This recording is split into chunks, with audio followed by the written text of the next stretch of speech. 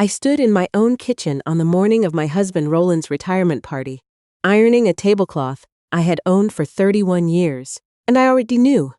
I had known for 4 months, not the way you suspect something, where you lie awake at 2 a.m, turning possibilities over in your mind like stones looking for worms underneath. No, I knew the way you know when a storm is coming in Georgia in July. You can feel it in the air before a single cloud appears. Everything looks the same. The sky is still blue. The birds are still singing. But something has shifted, and your body knows it before your mind will admit it. Roland had started coming home smelling like a department store. Not cologne exactly. Something softer, like fabric softener mixed with a woman's perfume. The kind of smell that clings to you when someone has leaned against you for a long time. I noticed it the first Tuesday in March. I didn't say anything. I just kept setting the table for dinner. I am 63 years old. I raised three children in a house I helped pay for with 31 years of substitute teaching and summer tutoring. I made Roland's lunch every single morning for the first 12 years of our marriage because he said the cafeteria food at the plant gave him heartburn. I sat in the emergency room with him for 6 hours when he had his gallbladder out and held his hand while he came out of anesthesia and called me by his mother's name. I forgave that too, so when I say I already knew, I need you to understand how much weight that sentence carries. The retirement party was Roland's idea. He had put in 34 years at Meridian Manufacturing, working his way up from floor supervisor to regional operations manager, and he wanted to celebrate. Fine! I understood that. A man works 34 years, he deserves a party. What I did not understand was why he needed to personally oversee the guest list, or why he kept angling the laptop away from me when he was working on it, or why he mentioned, twice, very casually, that a few people from the district office would be attending whom I might not recognize. My daughter-in-law Chandra noticed before I had said a word to anyone. Chandra is married to our middle son, Derek, and she is the kind of woman who sees everything and says nothing until she has thought it through. She came over 2 weeks before the party to help me address envelopes, and while we were sitting at the kitchen table, she looked up at me over her reading glasses and said, "Miss Olivia, how are you really doing?" I told her I was fine. She put down her pen. "Okay," she said, "but if you ever need anything, I mean anything at all, you call me first, not Derek. Me." I looked at her for a moment. Then I went back to addressing envelopes. But that night, after Roland fell asleep, I sat in the bathroom with the door closed and I cried for about 20 minutes. Not because I was falling apart. Because to be clear about that. I cried because there is a particular kind of loneliness that comes from being seen by someone who isn't your husband. When the person who is supposed to know you best has decided you are no longer worth knowing, and a near stranger picks up what he put down, something in you just breaks open, just for a little while. Then I washed my face. Then I made a plan. My son Marcus is 28 years old and works in IT.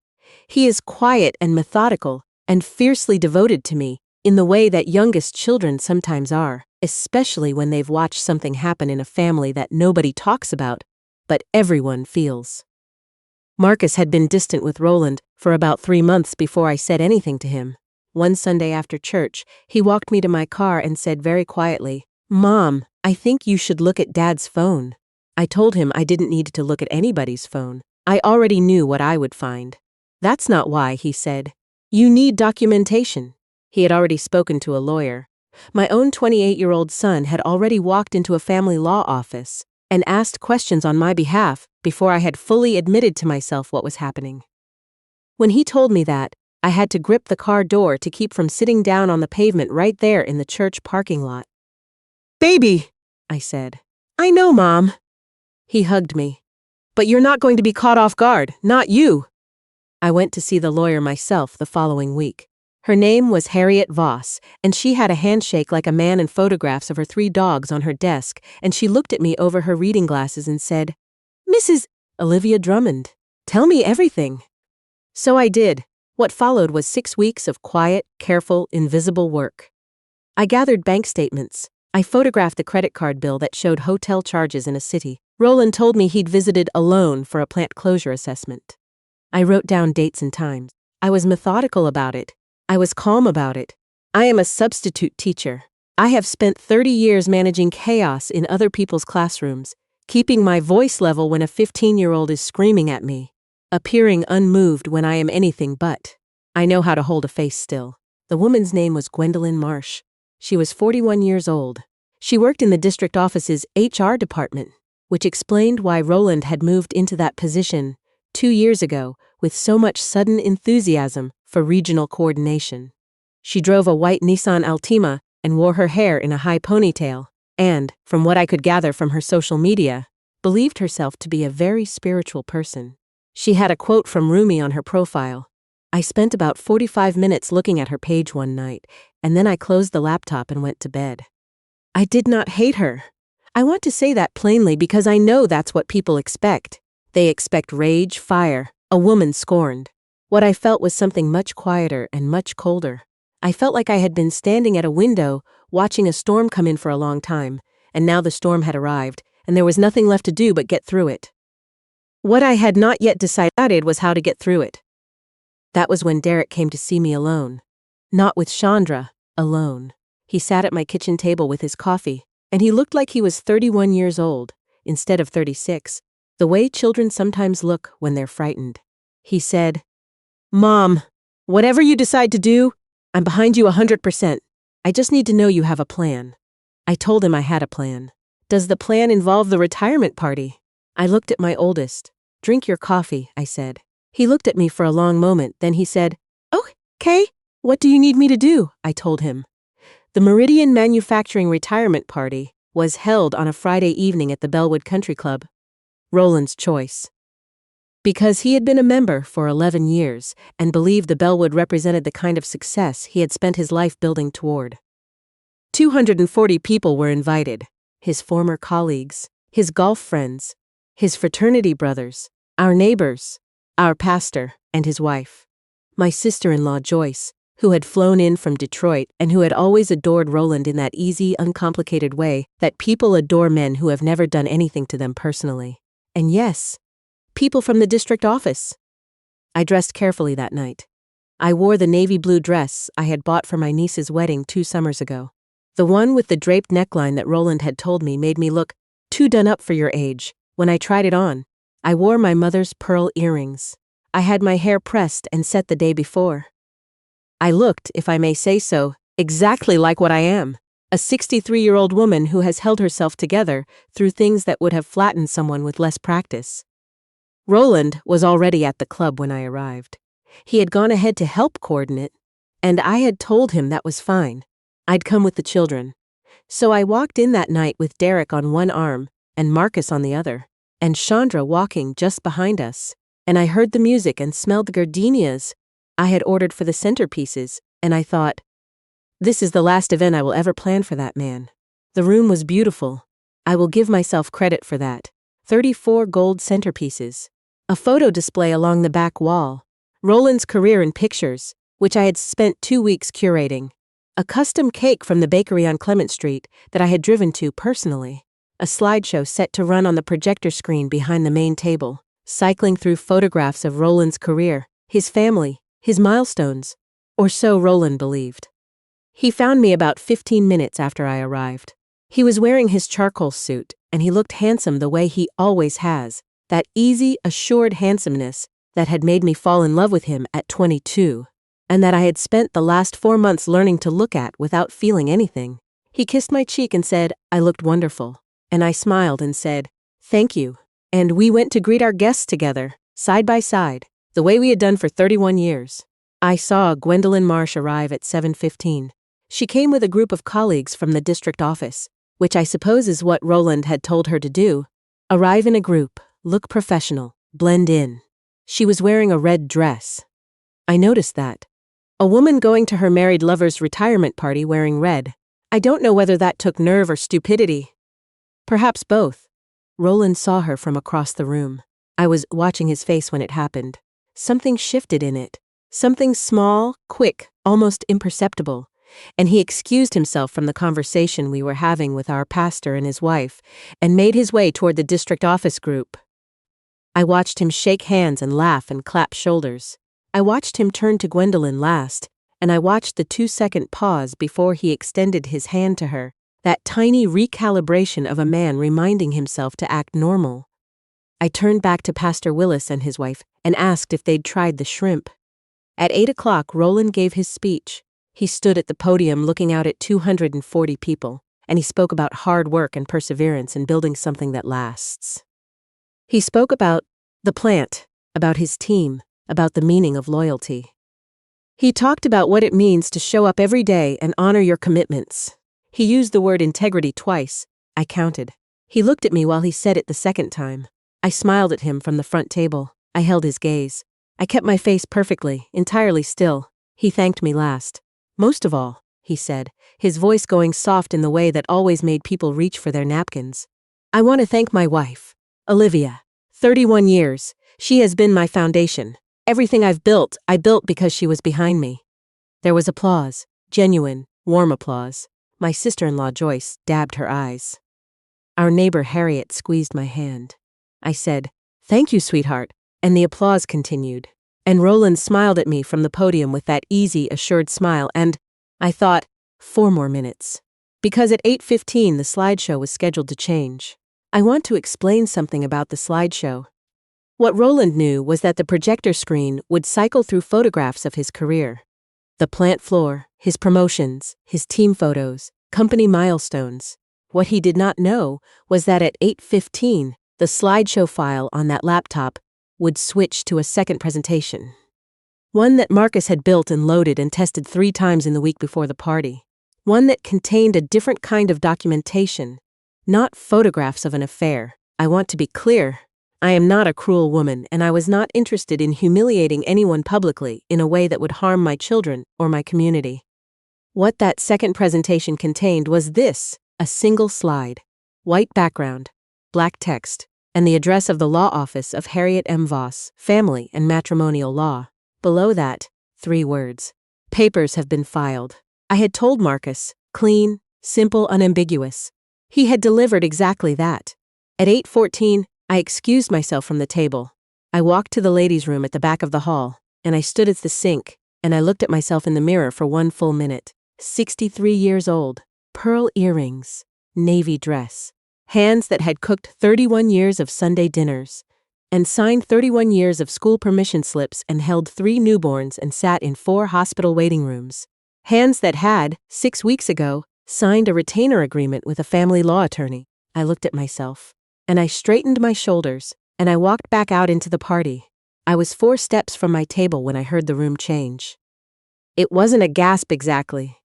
It was more like a shift, like the sound of 200 people breathing in at the same moment. The music was still playing, but somehow it seemed farther away. I kept walking.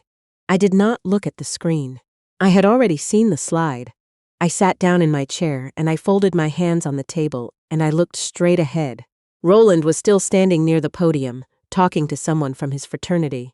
I watched his face from across the room as the person he was talking to stopped mid-sentence and looked past Roland's shoulder at the screen. I watched Roland turn. He turned slowly. The way you turn, when some part of you already knows, you don't want to see what you're about to see. The slide was up for 45 seconds. I had told Marcus 45 seconds, no more. Long enough to be read. Long enough for the room to understand.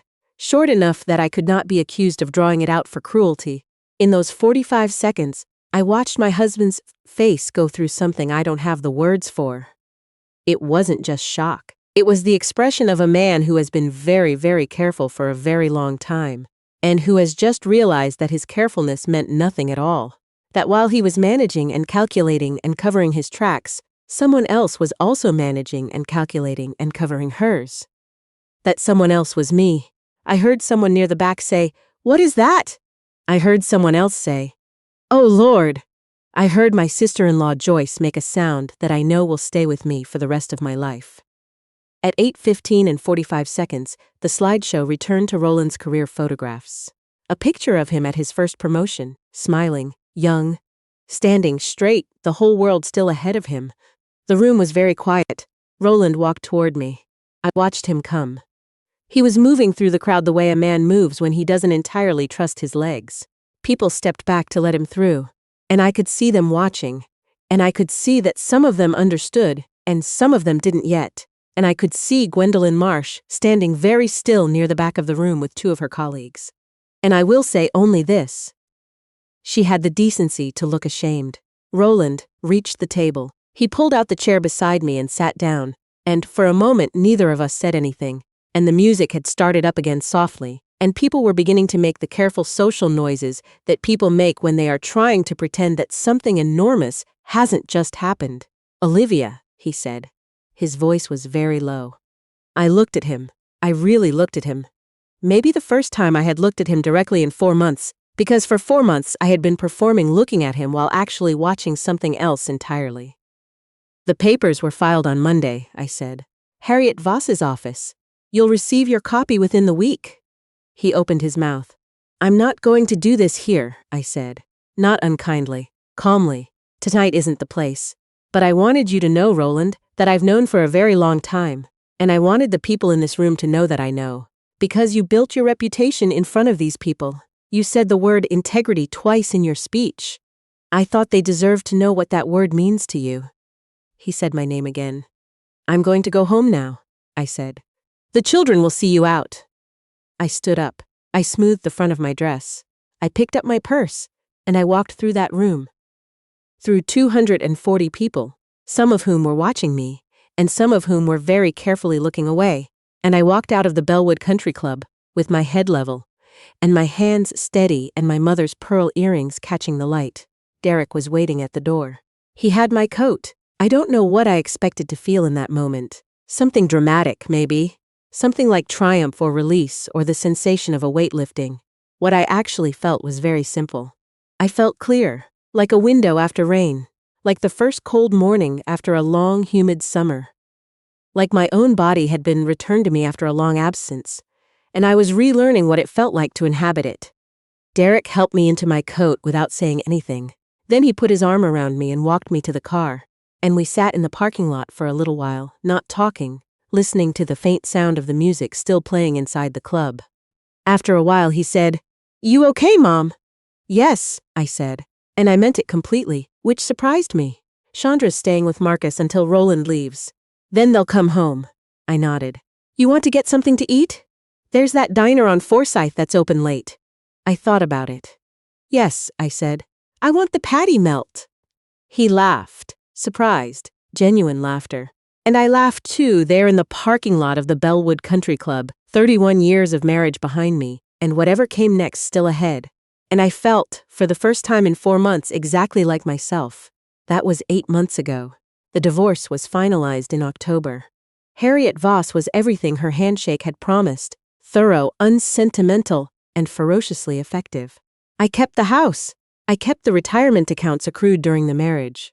I kept my mother's china and my grandmother's quilt, and the garden that I have been building in the backyard for 11 years, the one with the raised beds and the climbing roses along the fence that bloom every May without fail, regardless of what is happening in the house behind them. Roland moved into an apartment in Decatur. I don't know much more than that, and I have found, somewhat to my own surprise, that I don't need to. Gwendolyn Marsh transferred to another district office. I found that out from a former colleague of Roland's, who told me in the careful, studied casual way that people deliver information they think you want, but aren't sure you can handle. I thanked him and moved on. My sister-in-law Joyce called me from Detroit 2 days after the party. She cried on the phone for about 10 minutes and I waited for her, and then when she'd finished, she said, "Olivia, why didn't you tell me?" I thought about that. "I needed to handle it the right way," I said. "And I needed to do it myself." "You are the strongest woman I know," she said. I don't know if that's true. I think sometimes what looks like strength from the outside is just what happens when a woman has no more room inside her for anything except moving forward. I don't say that to diminish it. Moving forward is its own kind of brave, especially when you're 63, and the life you thought you were living turns out to have been something slightly different, and you have to look at everything you built and decide what to keep and what to let go and what to build next. I kept a lot. I let go of quite a bit too. Marcus comes for dinner every Sunday. He brings groceries, and we cook together, the two of us, and he fills me in on his week, and I tell him what's blooming in the garden. And last week he brought a young woman named Priscilla, who is studying for her master's degree and who helped me replant the mint bed, and who laughed at everything. Marcus said, and I sat at the kitchen table after they left, and I felt something warm and full move through my chest like sunlight through a window. I am not finished. That's the thing I want you to understand. If you're watching this at midnight, or at 6 in the morning, or somewhere in between, in whatever city you're in, whatever season of life you find yourself standing in. I was 63 when I walked out of that ballroom. I was 63 when I started over. I still wake up early. I still make coffee the same way I always have. 2 sugars, a splash of cream, standing at the kitchen window while the yard comes back to life in the morning light. The roses are going to be spectacular this May. I already know it. I can see it in the canes. Some things you just know before they happen. And some things, it turns out, you were better off without. Even when you loved them, even when you built your whole life around them, even when the losing of them broke something open in you that you're still, quietly, carefully, putting back together, the difference is, this time I'm building it the way I want it.